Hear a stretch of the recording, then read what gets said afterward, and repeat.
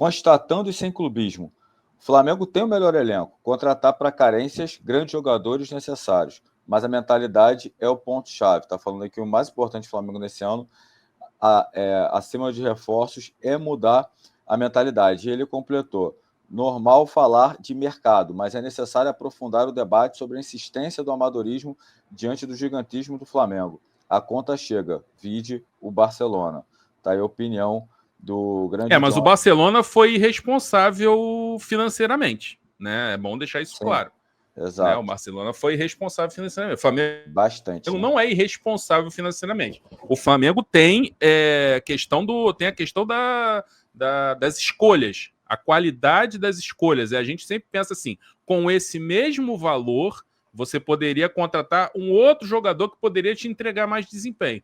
Mas sair do planejamento, eles não saem, né? Então é diferente do Barcelona. O Barcelona, ele foi fazendo loucura atrás de loucura e o pior, né? Que foi não tendo resultado, não tendo retorno. Coutinho, Felipe Coutinho não deu retorno, Griezmann não deu retorno, né? Dembélé. Então Dembélé eram jogadores muito caros, um investimento altíssimo. Porra, não dá nem para comparar com o que o Flamengo está fazendo.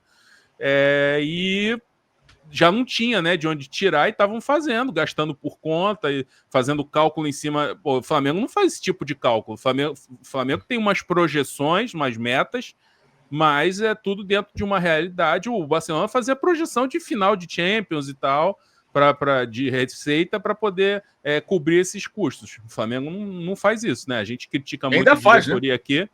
Ainda faz. O Barcelona é Corinthians, né? O Barcelona é Corinthians, é o Corinthians espanhol. Então eles vão fazendo essas coisas de gastar por conta. O Flamengo não, né? Então, assim, a gente critica aqui, bate na diretoria, mas nesse aspecto aí não, até porque tem um departamento financeiro e um conselho lá que segura.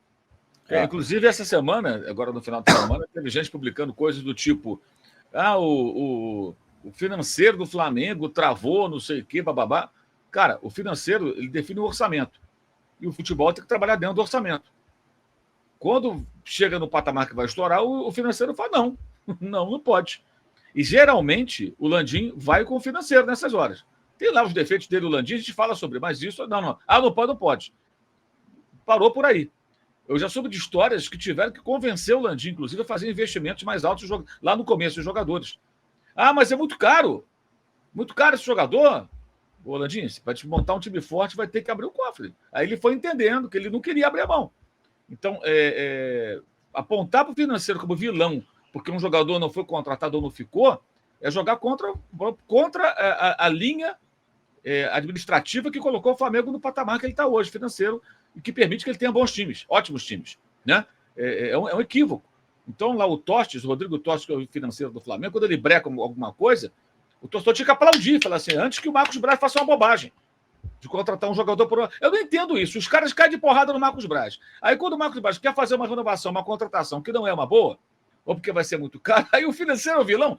Amigo, de que lado você está, diria Cledinho Oliveira, né? Do lado de um Flamengo sólido, forte, ou do Flamengo irresponsável que sai contratando e lá vão ter. Não é assim. Eu gosto de lembrar sempre essa história. O Balotelli, o Flamengo teve muito perto. O Mino Raiola era o empresário dele, falecido, né? E o Flamengo foi lá negociar com o Mino Raiola a contratação do Balotelli, porque o Jesus queria um centroavante e queria um italiano. O Flamengo esteve pertinho de contratar. Em dado momento, o Mino Raiola percebeu que o Flamengo estava com bala, né? E aí colocou mais algumas exigências no acordo. Quando bateu aqui no Brasil, o Valim Vasconcelos era o vice de finanças naquela ocasião. Opa, aqui ultrapassa o nosso teto. O limite que a gente tem para gastar nesse momento é isso aqui, ó. Está chegando aqui, não vai rolar. Parou ali mesmo e não veio. Que sorte do Flamengo, o Balotelli nunca mais jogou nada.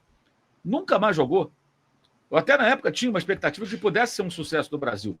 Porque o Balotelli era um ótimo jogador, só que ele se perdeu. É uma história muito triste. Quem quiser, vai pesquisar a história do Balotelli.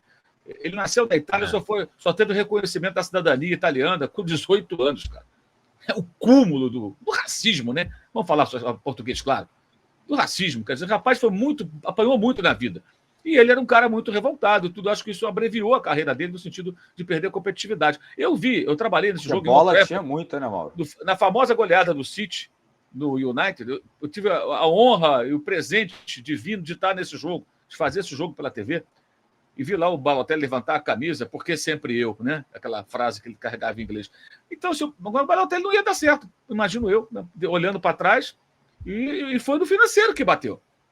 Fosse o Flamengo de antes, esse que o André estava lembrando, cara, traz o Balotelli, depois resolve, vende camisa, traz que a torcida paga. Que isso aí é meme, cara. É meme. E olha, tá vendo, a gente vai falar sobre isso, um trabalho, especialmente aqui em São Paulo, de tentativa de desconstrução de tudo de legal que foi feito no Flamengo nessa última década. Versões mentirosas, perfis esquisitos em rede social, propagando mentiras, fake news, que são repetidas por torcedores ingênuos que acreditam nisso, e isso está sendo feito para justificar quem nunca entra na linha. Ah, Mauro, você acha que todo clube então tem que fazer a mesma coisa que o Flamengo fez para se reestruturar? Pode fazer o que quiserem, mas acho que o clube de futebol tem que pagar as contas, tem que pagar salário, tem que honrar os compromissos.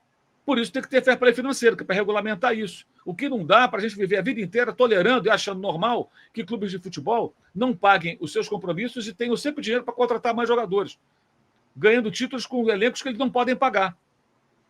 Isso é errado. Isso é errado. E no caso do Corinthians, sim. E no caso do Corinthians, sim, porque tem potencial igual o Flamengo, né? Tem muito clube que fala, o Flamengo tem um potencial que a gente não tem. Se a gente fizer o que o Flamengo fez, a gente cai e fale. Beleza, mas é um argumento. É um argumento que, tudo bem, é discutível, mas tudo bem. Mas o Corinthians nem esse argumento tem. O Corinthians tem potencial para tomar o remédio amargo que o Flamengo tomou e se reestruturar. Sim. Porra, cara, o time da maior torcida no maior mercado do país, pô. Se ele não conseguir se reestruturar, ninguém mais vai conseguir, tirando o Flamengo, Palmeiras. Ninguém mais vai conseguir. O São Paulo também não tem essa desculpa. Hoje mesmo eu vi lá o diretor de futebol do Corinthians pedindo paciência por Rojas, que está reclamando que não recebeu o direito de imagem. Isso que eu ia falar, Mauro. Mas ele está contratando o jogador, por que o Rojas tem que ter paciência? Peraí, trabalha numa empresa, olha, você atrasa o meu pagamento, mas você está comprando móvel, carro novo. Então, peraí, porra, me paga, né? Eu trabalhei, eu tenho direito. É normal, cara. Quer dizer, olha que coisa maluca. Aí tem gente que trata com naturalidade. O cara de mercenário ainda. A torcida fica contra o jogador. Assim, a cobertura do clube é impressionante, cara, porque assim, essa mesma imprensa descia a porrada no Flamengo, ria do Flamengo quando o Vampeta falava finge que paga e finge que joga. Ria do Flamengo. E agora acham que é normal. Um clube desse tamanho como o Corinthians. O Filipão mandando vender a Gávea. Trabalhar dessa maneira. Entra gestão, sai gestão, é a mesma coisa, gente. O André falou, cara, se o Corinthians para 3 anos, um mandato, para se organizar, eu duvido, cara, que a torcida do Corinthians não fosse apoiar. Se chega um presidente lá e fala, nós estamos ferrados aqui, estamos com uma porrada de dívida, a situação está feia, nós vamos organizar isso, o time vai ser um time mais modesto, talvez te brigue para não cair, vão precisar de vocês, cara, vocês têm que ajudar.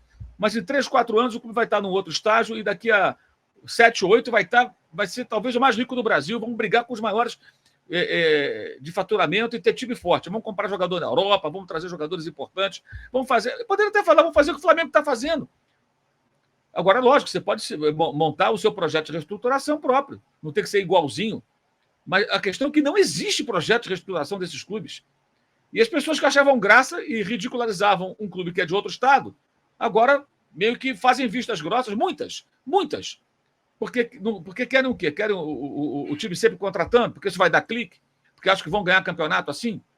Né? E tudo acontece porque não tem fair play financeiro. O torcedor do Flamengo que embarca nessa está sendo ingênuo.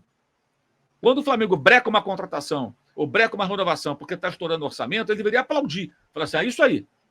Não pode sair do trilho, não. Porque tudo de bom que aconteceu foi por isso. E o que não aconteceu demais de bom é pela incompetência na gestão do futebol, que é uma outra história, que havia nos tempos do Bandeira de Melo e há hoje. Incompetência na gestão do futebol, que é diferente da gestão do clube financeiro / administrativo.